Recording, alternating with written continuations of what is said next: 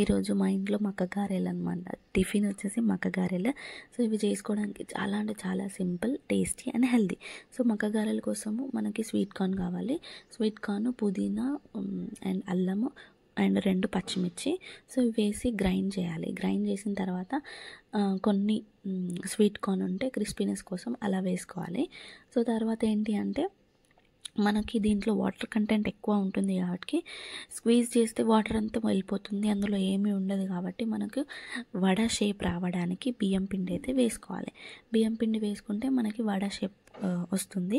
So ఇలా వేసుకొని కలుపుకొని తర్వాత కొద్దిగా సాల్ట్ అండ్ ఆనియన్స్ మనకు కావాల్సిన, ఒకవేళ కావాలంటే అందులో గ్రీన్ లీఫ్ వెజిటేబుల్స్, సో ఏదైనా సరే వేసుకోవచ్చు.